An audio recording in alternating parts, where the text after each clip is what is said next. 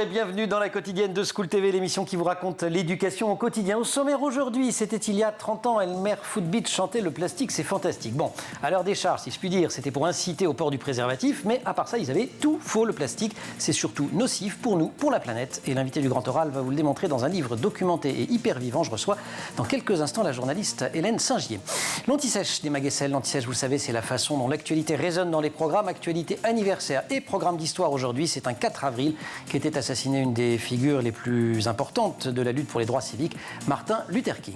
L'heure de la récré, toujours avec Emma, direction Landerneau, dans le Finistère, une terre peuplée d'étranges créatures bleues, elle vous dira tout. Et puis rendez-vous enfin avec Amélie Paris, notre chroniqueuse et prof documentaliste. Elle a tendu l'oreille pour écouter les conversations des collégiens dans son CDI. Elle vous proposera une mise à jour express pour ne plus se faire traiter de boomer. On attend ça avec impatience. La quotidienne de School TV, c'est maintenant, c'est parti. Grand Oral. Avant de lire le livre de notre invité du jour, j'avais bien conscience des effets nocifs du plastique pour nous, pour la planète, mais j'étais quand même loin de mesurer l'ampleur des dégâts et donc l'ampleur de la tâche. Ce livre, elle l'a d'ailleurs intitulé « Réduire son empreinte plastique », tant il semble improbable de la supprimer totalement. Bonne nouvelle, les solutions existent. Encore meilleure nouvelle, elles sont ici présentées avec un optimisme à toute épreuve. Hélène Saint-Gier, bonjour. Bonjour. Vous êtes journaliste, vous publiez donc « Réduire son empreinte plastique », c'est dans la collection Résilience des éditions Ulmer. Vous commencez par une devinette, on va la partager. Quel est le point commun entre un caméléon, un Père Noël et un zombie de film d'horreur? Oui, alors... Le plastique. Exactement. Alors, caméléon. Caméléon, parce qu'en fait, le plastique, comme on le disait à l'époque, c'est fantastique, on en fait ce qu'on veut. Des tables, des stylos, des avions, des TGV, des prothèses de hanche pour mamie, des vélos, tout ce qu'on veut. Du maquillage, voilà. Des ordinateurs. Donc ça, c'est génial. Enfin, c'est caméléon, en tout cas. C'est caméléon. Père Noël. Père Noël, en fait, cachez les oreilles de vos enfants. On raconte des histoires à propos du plastique, par exemple, le fait qu'on peut le recycler. Quand on se dit recyclage, on se dit c'est en boucle fermée. On utilise un plastique, on le met dans la poubelle jaune et ça va redevenir la même chose. Eh bien non, malheureusement, ça c'est de l'ordre du conte de fées, on va dire. Parce que, et ça on va y revenir, ce qui compte, c'est pas tellement la composition de la matière au départ, c'est ce qu'on va en faire à la fin. Exactement. Voilà. Le vrai problème du plastique, c'est la fin de vie. On pense que c'est parce que ça vient des hydrocarbures que ça pose problème. Ça pose des problèmes, effectivement. Mais c'est pas le seul problème, c'est pas le plus grave. Exactement. En tout cas, oui. Je sais pas s'il faut hiérarchiser les problèmes. En tout cas, c'est pas le seul. Et un zombie de film d'horreur, il refuse de mourir. Le zombie, ouais, désolé. En fait, il faut s'imaginer que une fois que le plastique a été, même s'il a été réutilisé une fois, il va de toute façon finir en décharge ou finir incinéré. Et en fait, il disparaît jamais vraiment. Donc quand il est incinéré, il y a des restes, du mâche-fer, des cendres, etc. qui sont toxiques. Et quand il est en décharge, il devient du microplastique, puis du nanoplastique. Mais à aucun moment, la nature n'arrive à le détruire suffisamment pour qu'il réintègre des cycles en fait, naturels. Les enzymes, donc des petits ciseaux biologiques, ne savent pas le couper jusqu'au bout, voilà, pour le remettre dans le cycle du carbone, etc. Et après, on le dira, on en trouve absolument partout, notamment dans l'eau, dans les poissons, dans ce qu'on mange. La glace de l'Arctique, partout. Les maquillages, on en respire, on en mange. Vous avez commencé à vous intéresser au sujet avant de vous y intéresser comme journaliste, mais comme maman, c'est ça? Oui. Oui, je pense comme beaucoup de gens, on se dit bon, ok, moi j'ai peut-être mangé un peu n'importe quoi, respiré un peu n'importe quoi, mais bon, ce petit bout là qui a 2 mois, on va peut-être essayer de faire un peu attention. Et donc voilà, on commence à faire attention. Et puis ensuite, j'ai écrit un livre avec une chercheuse qui m'a complètement, alors là, retourné la tête. Nathalie Gontard, donc qui travaille à l'INRA. On a écrit ce livre qui s'appelle Plastique, le grand emballement. Et elle-même, elle a été emballée par le plastique en tant qu'ingénieure parce que ça protège la nourriture, ça permet de conserver les choses plus longtemps, c'est hygiénique, etc. Et puis en fait, elle s'est rendue compte que les déchets posaient énormément de problèmes et que la seule solution, c'est de fermer le robinet. C'est-à-dire arrêter d'utiliser du plastique inutile. Et puis, c'est pas si sain que ça, forcément. Vous l'expliquez aussi sur la nourriture, ça peut mettre des mauvaises choses dans ce qu'on mange. Le pacte maléfique entre l'humanité et le plastique, il se noue en 2 temps. Alors évidemment, on n'y revient pas. Il y a la découverte des usages du pétrole dans un premier temps. Mais surtout, sinon, c'est les années 50. Oui, c'est ça. C'est les années où on a envie d'industrialiser un tas de choses, de faire plein de choses nouvelles, des objets de design, etc. C'est aussi les années de la libération de la femme. Il y a cette pub incroyable sur le site de l'INA où on voit une ménagère qui a fini le dîner, qui prend la nappe avec enthousiasme, qui la ferme complètement, qui met tout à la poubelle, parce que tout est en plastique, et donc tout disparaît. Et c'est génial. Ça ne disparaît jamais. C'est formidable. Et ça libère la femme, donc c'est bien. Il est partout, le plastique. Il est même dans des objets ou dans des matières qu'on n'identifie pas du tout au plastique. Bien sûr. Votre masque en papier, vous savez, le masque en papier, il est en plastique. Il est en plastique. Les bottes en caoutchouc sont en plastique. Le bonnet de bain en tissu est en plastique. C'est-à-dire le papier gras du jambon. Le papier gras du jambon, c'est pas du papier gras, c'est du plastique, etc. Même le gobelet en carton, je crois. Ouais. Ouais. Ouais, maintenant c'est marqué dessus. Dans la je tête croyais que des j'avais vagues, mince. Je croyais que j'avais bon surtout. Non, malheureusement. Le problème en fait, donc. l'imperméabilité, c'est rarement autre chose que du plastique. Ça peut être de la cire ou du caoutchouc naturel. Mais souvent, ça coûte plus cher. Vous nous disiez que donc, les enzymes qui sont censées découper les molécules et les dissoudre dans la nature, ça marche jamais jusqu'au bout pour le plastique.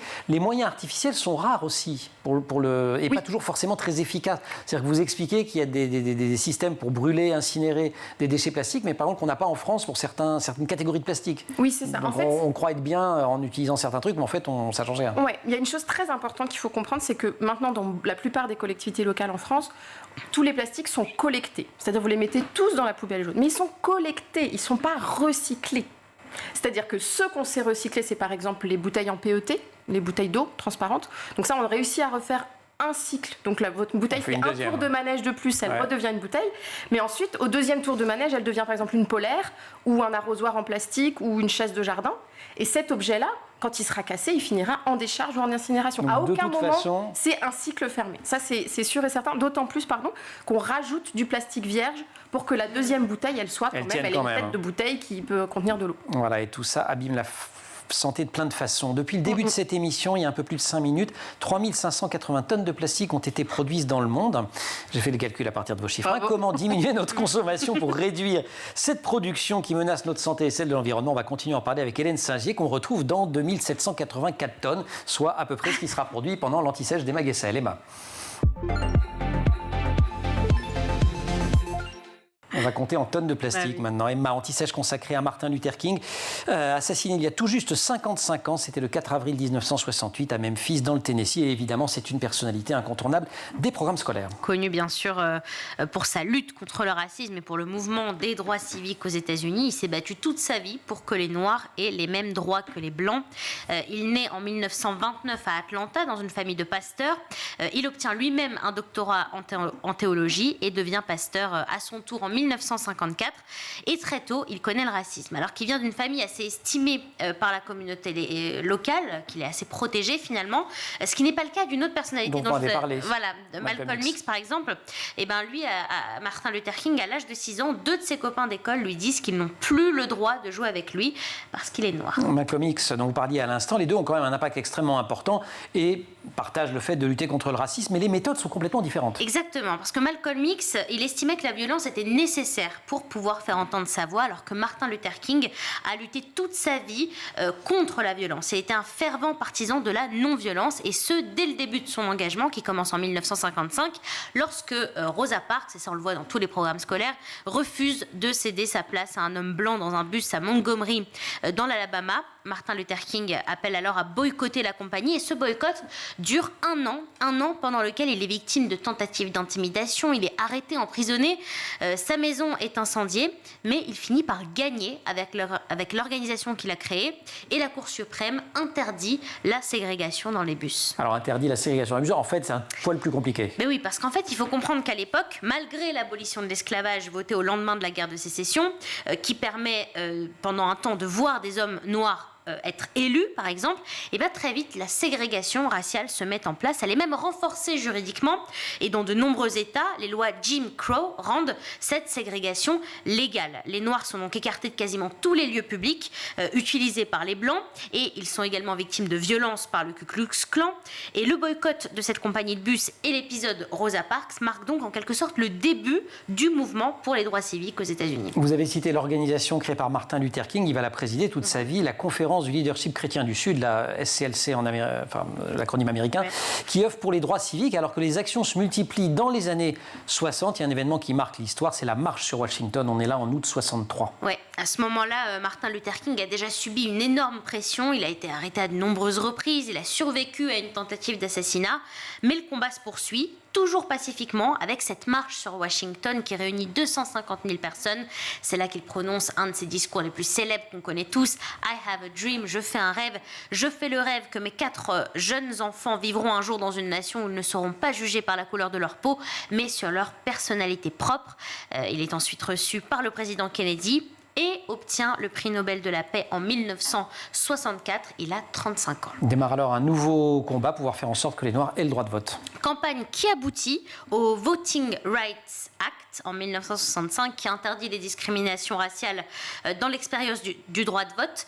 C'est une révolution, mais le combat se poursuit. Martin Luther King fait campagne pour lutter contre la pauvreté, contre la guerre au Vietnam. Et en 1968, alors qu'il se rend à Memphis, dans le Tennessee, pour apporter son soutien aux éboueurs noirs victimes de discrimination, il est assassiné par balle par un suprémaciste blanc. Assassinat qui déclenche des émeutes meurtrières dans le pays.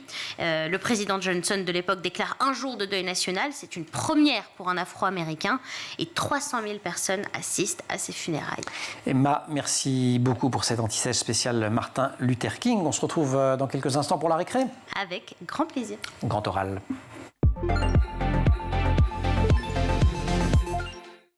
C'est la troisième matière la plus produite au monde après le ciment et l'acier. Le plastique a envahi nos vies et on sait aujourd'hui que c'est absolument un désastre. Alors comment réduire son empreinte plastique? C'est ce que vous propose la journaliste Hélène Singier dans son dernier livre paru aux éditions Ulmer. C'est dans la collection Résilience. Hélène, le combat il se joue à plein de niveaux. On va aller du plus lointain au plus individuel parce que du plus lointain, c'est qu'à la manœuvre pour défendre le plastique, il y a tout un système industrialo-commercial. Bien sûr. Oui, en fait, il faut imaginer que ceux qui fournissent la matière première du plastique, ce sont les compagnies pétrolières. Vous imaginez les mastodontes. Des bébés. Ceux qui fabriquent le plastique, ce sont tous les mastodontes de l'emballage. Coca-Cola, Pepsi, Unilever, tous les emballages de chocolat. Que des TPE des sans influence. Entreprises. Ouais. Elles sont financées par d'énormes banques.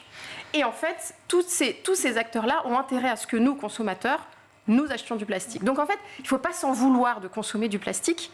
C'est ce que le système nous met sous le nez. C'est pas cher. Et voilà, c'est ça qu'il faut dire, c'est que c'est très peu cher. Ouais. Oui, parce qu'en c'est fait à partir de déchets, on optimise en fait, sur un baril de pétrole, vous faites une partie d'essence, et puis avec le reste, vous faites de la vaseline, du goudron, des médicaments, etc. Et un peu de plastique. En fait, c'est une sorte de résidu. J'aurais une pensée grâce à vous en mettant de la vaseline la prochaine fois. Non, arrêtez ça. Arrêtez la vaseline. Un doigt dans un résidu de baril de pétrole. Il y a aussi quand même, et ça il faut le dire, le fait que dans certains cas, ce serait absurde de s'en passer, en tout cas tant qu'on n'a pas trouvé de solution de rechange. Bien sûr. Il y a 2-3 applications, vous citiez les protèges de hanche. Oui. Chouette le jour où on en fait des... La carlingue du TGV qui fait qu'il est plus léger, qui peut se déplacer avec moins d'énergie. Voilà. C'est utile. La barquette de carottes râpées, on peut se poser la question. C'est ça. Et on peut agir au niveau individuel. Pour autant, il y a 3 blocages que vous identifiez. J'ai beaucoup aimé le 3e, les habitudes, le marketing et la flemme. Exactement. le pire étant sans doute la flemme. Ouais. Non, en fait, c'est ça. C'est que donc, le marketing vous dit le plastique, c'est formidable. Ça vous fait gagner du temps. Vous êtes libre. Vous avez besoin de rien emporter, rien dans les poches, etc. Il y a les habitudes, bien sûr. On a l'habitude de fonctionner comme ça. Donc, refaire un sandwich avant d'aller prendre le train plutôt que d'acheter un sandwich emballé. Bon, ça demande des efforts. Ça demande un petit peu de temps, un peu de voilà. Et puis la flemme, bien sûr. Oui, en fait, ça nous a vendu du temps. Et en fait, pauvres mortels, nous manquons de temps. On va voir tout à l'heure comment vous avez fait pour continuer à avoir une vie hyper active et en même temps enlever le plastique de votre vie.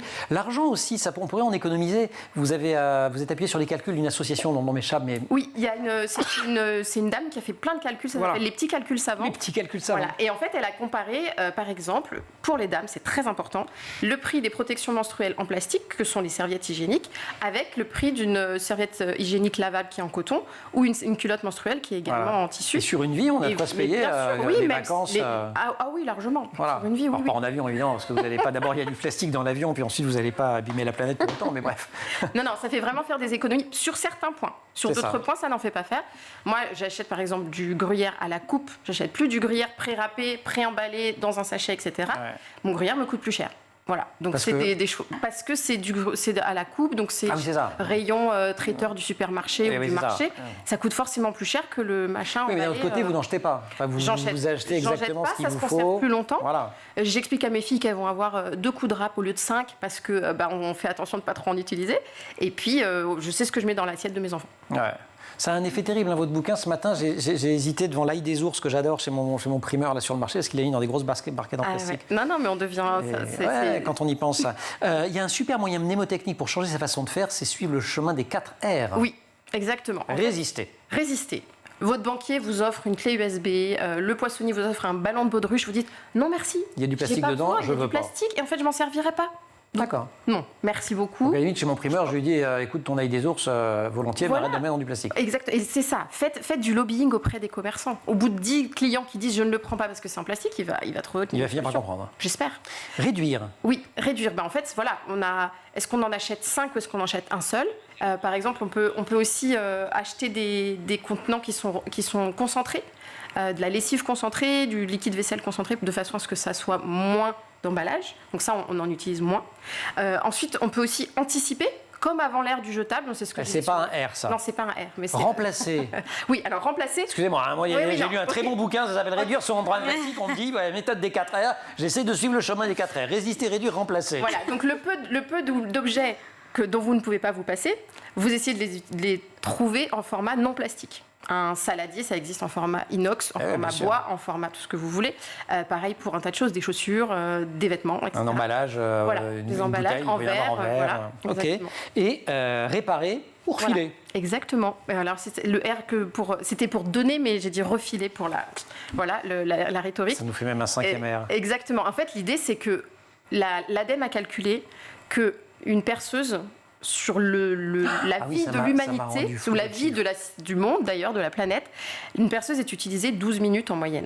Vous imaginez, on l'a fait faire en Chine, sans doute par des migrants j'achète une perceuse et je dis 12 minutes. Voilà, parce que vous allez faire 3 trous, alors peut-être que vous allez en faire plus, mais votre voisine qui l'a acheté une fois, la voisine qui l'a acheté, qui s'en sert une fois, puis après elle ne sait pas quoi en faire et tout. Donc en fait, on peut louer des objets, on peut les prêter, on peut les emprunter aux voisins, solutions, etc. si vous voulez. Il y a plein de tips dans le bouquin. J'arrête de calculer le nombre de tonnes de plastique produites pendant cette émission, mais vous n'allez pas vous en tirer comme ça. Je vous donne quand même un autre chiffre. Chaque année, 8 à 12 millions de tonnes de plastique finissent en mer. C'est l'équivalent d'un camion poubelle à chaque minute. On va continuer à parler de tout cela avec Hélène Saint-Gy après la récré. On a un peu besoin.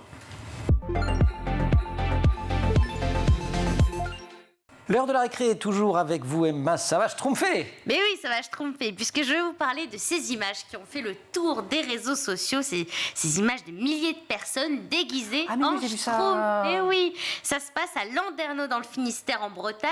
Et alors, ils n'étaient pas là que pour le fun, puisqu'il s'agissait de battre le record du monde de réunion de schtroumpf, figurez-vous, record détenu par les Allemands, avec 2762 personnes déguisées en schtroumpf. Waouh, quand vous dites déguisé, on l'a entrevu dans la vidéo sur TikTok, c'est pas juste un costume, il y a des règles hyper strictes pour que ce soit validé. Hyper strict. Ouais. En fait, pour entrer au Guinness Book des records, c'est très très strict. Il faut donc bien sûr être déguisé, mais là aussi, attention, chaque détail compte. Schtroumpfette, par exemple, doit avoir une robe blanche, une perruque blonde et des chaussures à talons blanches. Sinon, c'est disqualification.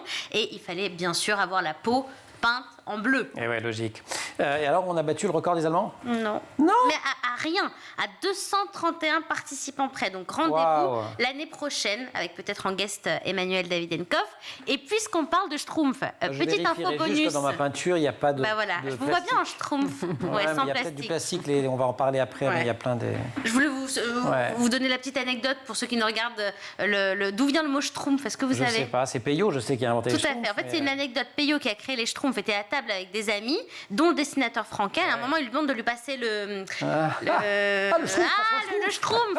Et donc, voilà le schtroumpf. Merci de l'avoir schtroumpfé. Quand j'en aurai plus besoin, je te le re-schtroumpferai. Et voilà, les schtroumpfs sont nés comme ça. Succès dingue quand même. 35 millions d'albums vendus dans 90 pays pour la bande dessinée du Belge Payot.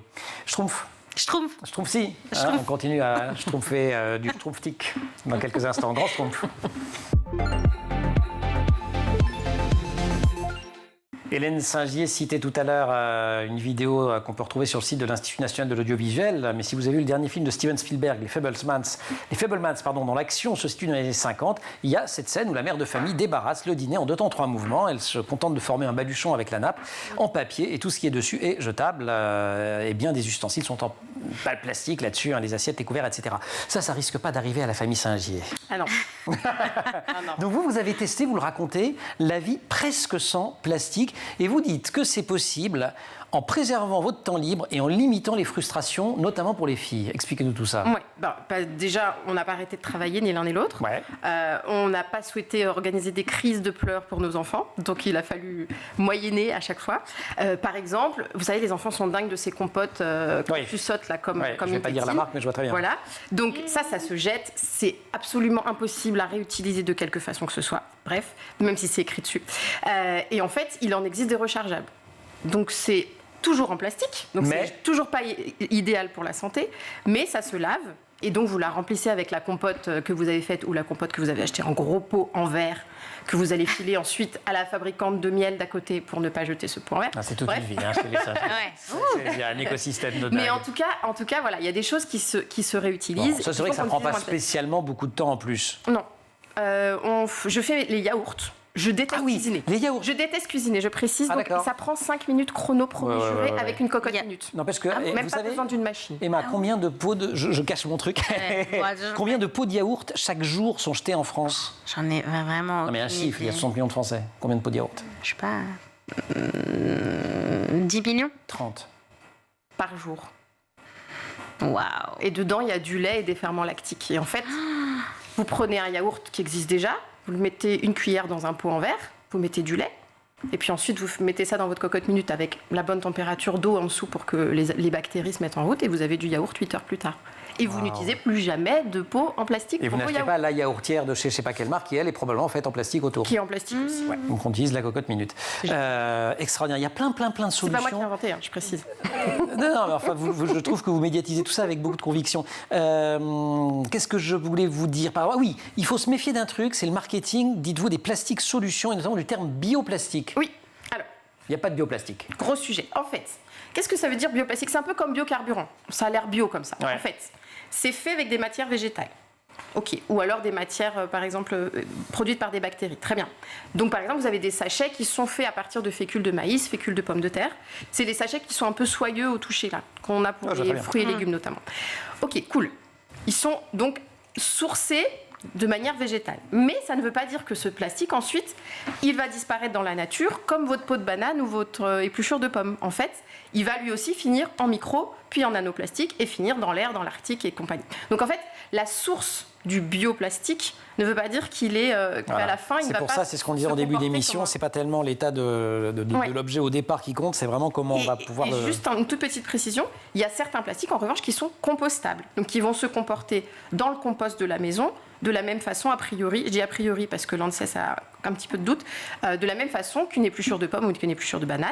Ça, mais il y a des plastiques qui ne sont compostables. Qui ne sont compostables qu'en industrie, donc en composteur industriel où il fait 60 degrés, 45 ou je ne sais plus combien de pourcents d'humidité. Et à ce jour, en France, il y a très peu d'endroits où un camion vient chercher votre plastique compostable et l'emmène jusqu'à l'usine. Donc attention au marketing. Les enfants, le mieux, c'est pas de plastique. Le mieux, c'est pas de plastique. Les enfants, c'est des bons alliés dans ce combat? Carrément. En fait, ils n'ont pas le marketing habitude flemme qui nous bloque, flemme. nous. Flemme, ils peuvent l'avoir, mais on peut leur expliquer. Ils n'ont pas flemme, ils ont envie de faire autre chose parfois. Oui, c'est ça, ils préfèrent. Mais mes filles, elles adorent faire les yaourts, par exemple. Elles adorent venir faire les courses parce qu'on fait des courses en vrac. Et donc, c'est des petites, vous savez, c'est comme les stations de service de coquillettes. Je me suis laissé dire que leur mère ne savait pas cuisiner, donc elles ont intérêt à apprendre à cuisiner. C'est pas bouffer correctement. Mais on mange des bonnes choses, du coup, parce qu'en vrac, c'est souvent des bons produits. Il n'y a pas le marketing de l'emballage, donc le produit doit être bon. Puisqu'on parle d'éducation, les bébés, vous dites que c'est au moment où les enfants sont les plus vulnérables qui sont le plus entourés de plastique. Bah oui, en fait, il y a la tétine, le biberon, les doudous, tous les trucs en pilou-pilou, là, je sais pas comment ça s'appelle, qui sont méga doux, les doudous, vous savez, on a envie de dormir avec, c'est du polyester. C'est du plastique. Tout ça, c'est du plastique, en fait. Les peintures qu'on vient de faire dans la chambre de bébé en acrylique, c'est du plastique. Donc, en fait, il faut juste... Et tout ça, on avale, on mange, et ça fait du mal à la santé. On n'a pas insisté beaucoup depuis le début de l'émission là-dessus, mais il faut bien le dire, tout ça fait des dégâts sur la santé. 2 mots avant de passer la parole à Amélie Paris. Dans les bénéfices que vous avez rencontrés, le simple fait, dites-vous, de vivre en accord avec mes convictions... Ouais, c'est une grande sérénité de pas descendre la poubelle. Chez nous, la poubelle, franchement, on la sort une fois par semaine alors qu'on est 4. Et parce que là, ça comprend la dernière chose importante à rappeler, qui est que le déchet le moins polluant, c'est encore celui qu'on n'a pas produit. Donc on fait attention à la façon dont on consomme. Ça va, Emma? La forme? Un univers. Disait-le, réduire son empreinte plastique. Vous restez avec nous? On va décoder, c'est pour quand les enfants seront un peu plus grands, vous allez voir le langage des boomers. Amélie Paris.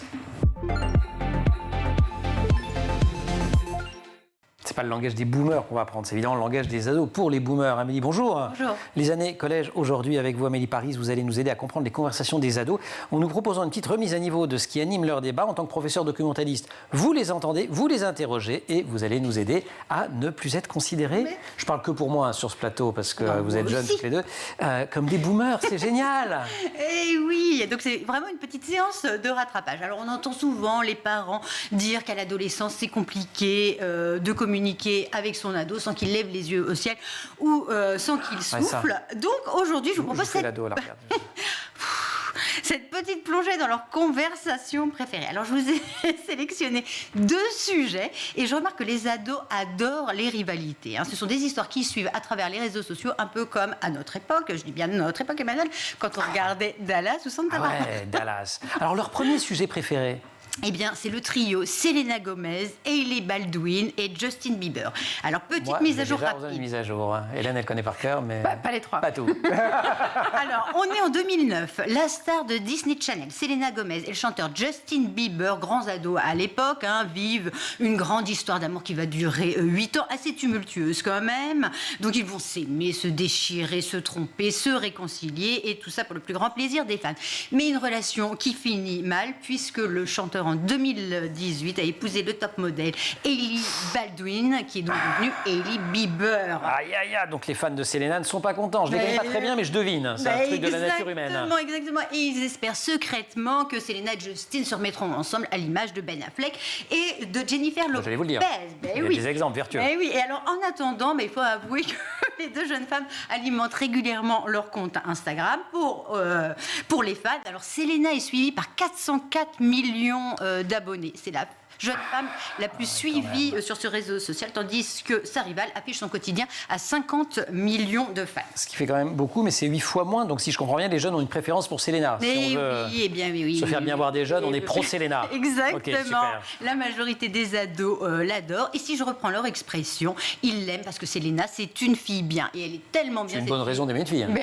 Tellement bien que récemment, elle a pris la parole sur les réseaux sociaux en disant, parce que Hailey Bieber l'aurait appelée en se plaignant, elle serait victime de harcèlement par les pro-Selena sur les réseaux sociaux. Donc Selena a pris la parole et a dit « Hailey Bieber m'a contactée car elle est victime de propos haineux. J'aimerais que tout cela cesse. Wow. » Donc vous voyez, comme c'est une fille bien. Mais les ados ne l'aiment pas que pour ça. Ils l'aiment aussi parce que Selena, ce n'est pas une fille d'eux. Elle est humble, elle est modeste, contrairement à Hailey qui vient de la famille Baldwin. Baldwin quoi, Alec Baldwin, William Baldwin. Ouais. Elle, c'est la fille du frère, donc Stephen Baldwin. Selena est engagée à 17 ans. Elle est devenue la plus jeune ambassadrice de l'UNICEF et se bat pleinement pour la défense des enfants les plus vulnérables. Et récemment, elle s'est investie aussi contre les mots invisibles, puisqu'elle ne cache pas souffrir de dépression et d'anxiété.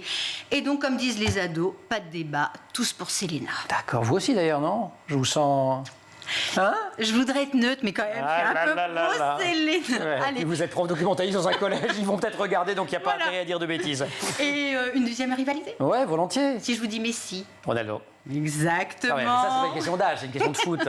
Donc, rivalité qui remonte à l'époque où l'Argentin était au Barça et le Portugais était au Real Madrid. Donc, rivalité de joueurs, mais aussi rivalité des clubs. Alors, les fans du premier le trouvent, je cite, parce que je m'y connais pas trop en foot, plus complet. Pas seulement un buteur, mais aussi un passeur, un meneur de jeu. Il est plus technique, mais physiquement, il est moins puissant que CR7, qui a aussi un niveau exceptionnel. Ouais.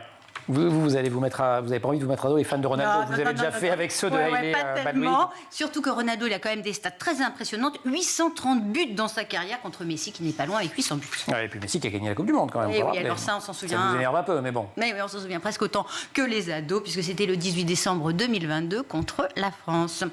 Allez, il nous reste un petit peu de temps ou pas?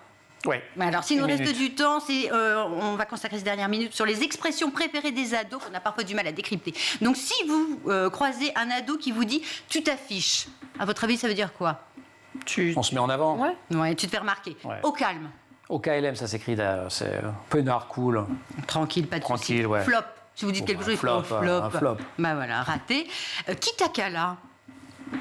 Je te parle mieux, Amélie Paris. Personne m'a calé, ça veut dire quoi? Qui t'a calculé, qui est devenu, qui t'a parlé en fait. On dit ça. Flemme. Bon, flemme. Ouais. Flemme, oui, fatigué, pas envie. Ouais. Et puis surtout, si vous croisez un ado qui vous dit « Comment s'appellent les habitants du Québec ?» Ne répondez pas. C'est un conseil que je vous donne. Les ados comprendront. Et nous? Ne répondez pas. On essaye, il faut qu'on essaye en fait. Oh. Oui. Bon, merci. Je vous en prie. Vous portez mieux? Ouais. Super.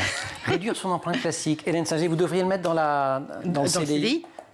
parce que c'est évidemment pour les enseignants, mais beaucoup pour les élèves, les ados, les jeunes qui sont des super alliés pour cette lutte, pour réduire son empreinte plastique. Hélène, merci beaucoup. Je vous le dis, c'est la collection Résilience des éditions Ulmer. C'est évidemment hyper documenté, c'est aussi hyper vivant, hyper optimiste. Vous avez vu, elle est souriante, mais elle a fait un bouquin à son image, donc ça donne envie de le faire. Merci aussi à toute l'équipe de l'émission, en maquillage à Laure Audemont, à Marine Plantec, assistée par Dylan Colère, pour la préparation de l'émission. Elles sont en régie actuellement. Alexis Oustabassidis pour le son. Elisa Bernardo à la réalisation. Vous restez sur School TV, vous nous retrouvez nous en permanence sur Internet et sur les réseaux sociaux.